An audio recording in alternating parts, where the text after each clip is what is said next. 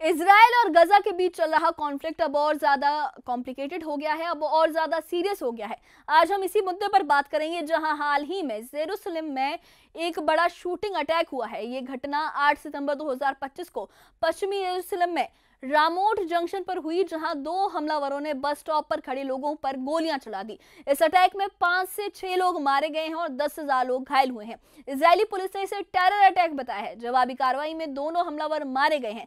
Hamas और Palestinian Islamic जिहाद जैसे ग्रुप्स ने इस अटैक की तारीफ की है। इजराइल के प्रधानमंत्री बेंजामिन नेतन्याहू मौके पर पहुंचे और कहा कि ये अटैक इजराइल को कमजोर नहीं करेगा, बल्कि गजा, वेस्ट बैंक और बाकी जगहों पर उनके मिशन को और स्ट्रॉन्ग करेगा। उन्होंने हमलावरों के गांव को घेरने और मदद करने वालों पर सख्त एक्शंस का ऐलान भी किया है। इस अटैक के बाद इजराइल ने वेस्ट बैंक में ऑपरेशन तेज करने का एक संकेत भी दिया है। नेतन्याहू ने कहा कि वो टेरर के खिलाफ सभी फ्रंट पर लड़ रहे हैं, जिसमें हूती, ईरान, गजा, लेबनान और हिजबुल्लाह शामिल हैं।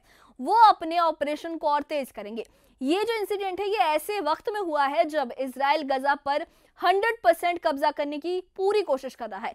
पूर्वी यरूशलेम में ये अटैक इजराइल की सिक्योरिटी पर सवाल उठा रहा है। अब एक और जो हालिया घटना है उसकी बात करते हैं। यमन के हूती विद्रोहियों ने 7 सितंबर 2025 को इजराइल के रेमन एयरपोर्ट पर ड्रोन अटैक किया था। ये एयरपोर्ट दक्षिण इजराइल में है और यमन से करीब 1800 किलोमीटर दूर है। इस अटैक से एयरपोर्ट कई घंटों तक बंद रहा और फ्लाइट्स रुक गई। हूती स्पोक्सपर्सन याह्या सारी ने यह कहा कि उनके ड्रोन ने नेगेव, अल रक्षाश, अश्कलोन, अशदोह और याफा जैसे इलाकों को टारगेट किया और रेमन एयरपोर्ट पर डायरेक्ट हिट हुई।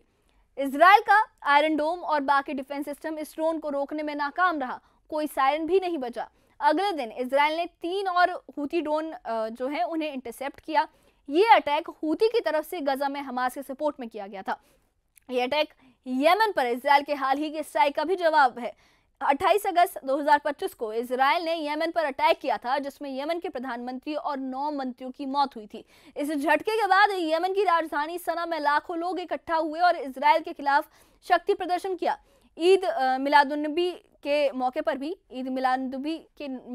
ये भीड़ दिखी थी और ये दिखाती है कि यमन डरा नहीं है।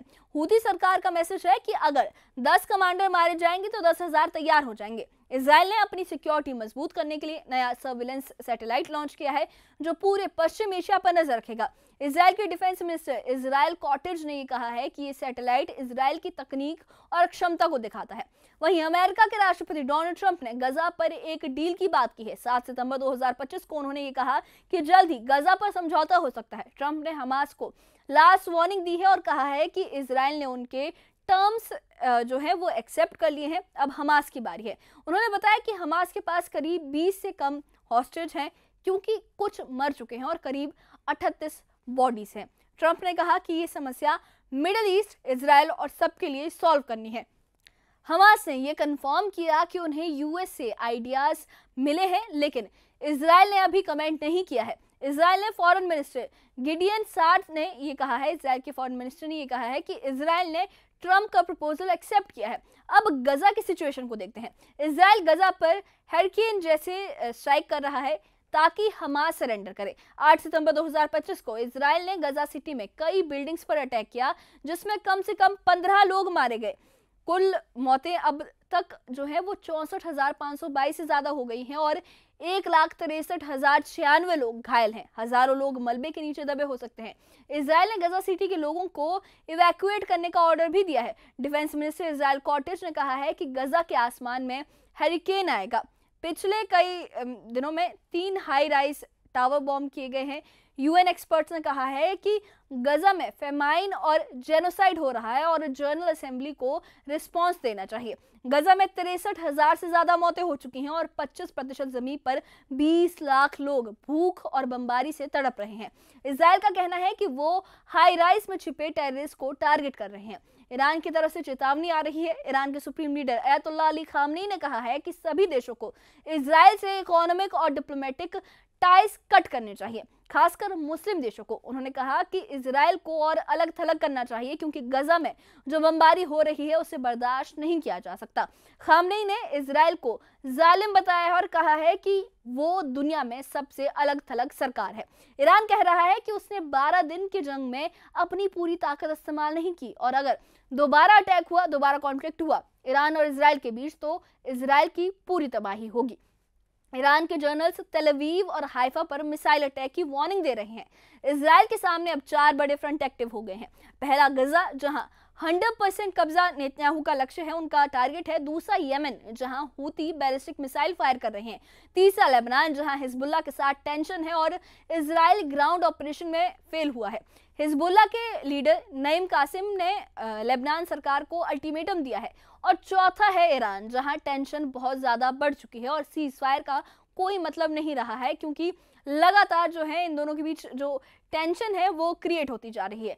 दुनिया में इस मुद्दे पर प्रोटेस्ट हो रहे हैं। मेक्सिको में फिलिस्तीन के सपोर्ट में रैली हुई है जहां हजारों लोग जुटे हैं।